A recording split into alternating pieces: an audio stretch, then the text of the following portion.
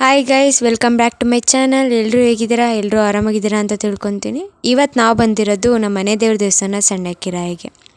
ಇದು ಬಂದು ದೊಡ್ಡರಸಿಂಕೆರೆ ಹತ್ರ ಇರೋ ಕುರಿಕೆಂಪನ ದೊಡ್ಡಿಲಿರೋದು. ಪೂಜೆಗೆ ಒಟ್ಟಿಗೆ ಪಂಚಾಮೃತ ಮಾಡ್ಕೊಂಡು ತಗೊಂಡೋಗೋಣ ಅಂತ ಪಂಚಾಮೃತ ಮಾಡೋಕ್ಕೆಲ್ಲ ರೆಡಿ ಮಾಡ್ಕೊಂಡ್ವಿ.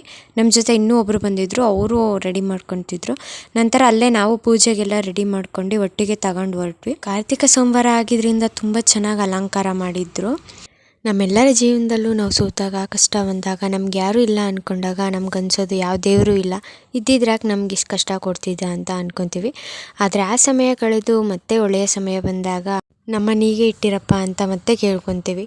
ಹೀಗೆ ಒಳ್ಳೆಯ ಸಮಯ ಬಂದಾಗ ಹಿಗ್ಗದೆ, ಕೆಟ್ಟ ಸಮಯ ಬಂದಾಗ ಕುಗ್ಗದೆ ಎದುರಿಸಿ ನಿಲ್ಲುವ ಧೈರ್ಯ ಮತ್ತು ತಾಳ್ಮೆ ಇರಬೇಕು. ಹಿರಿಯರು ಯಾವಾಗಲೂ ನಮ್ಗೆ ಹೇಳ್ತಿರ್ತಾರೆ, ನಮ್ಗೆ ಕಷ್ಟ ಬಂದಾಗ ಅಥವಾ ಹುಷಾರಿಲ್ಲ ಅಂತಂದಾಗ ಮೊದಲು ಮನೆ ದೇವ್ರಿಗೆ ಹೋಗಿ ಪೂಜೆ ಮಾಡಿಸ್ಕೊಂಡು ಬಾ, ಎಲ್ಲ ಸರಿ ಹೋಗುತ್ತೆ ಅಂತ. ಅವರು ಹೇಳೋದು ಸರಿ ಅನಿಸುತ್ತೆ ಅಲ್ವಾ? ಮೊದಲು ಮನೆ ದೇವ್ರು ಮಾಡಿ ಆಮೇಲೆ ಬೇರೆ ದೇವ್ರು ಮಾಡಿ ಅಂತ.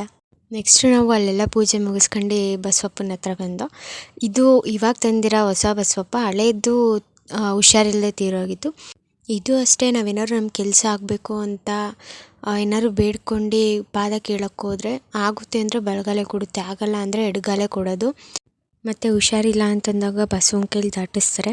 ಇದೇನು ಇಲ್ಲ ಅಂತಂದರೆ ದಾಟ್ಕೊಂಡು ಹೋಗುತ್ತೆ. ಏನಾದ್ರು ತೀರಾ ಹುಷಾರಿಲ್ಲ ಅಂತಂದರೆ ದಾಟೋದೇ ಇಲ್ಲ, ಅಲ್ಲೇ ನಿಂತ್ಕೊಂಡ್ಬಿಡ್ತದೆ. ಕೆಲವ್ರು ಅನ್ಬೋದು ದೇವ್ರ ಮೇಲೆ ನಂಬಿಕೆ ಇಲ್ದಿರೋರು, ಇದಿನ್ನೂ ಚಿಕ್ಕ ಬಸವ ಏನು ಮಾಡಲ್ಲ ಏನು ಅಂತ.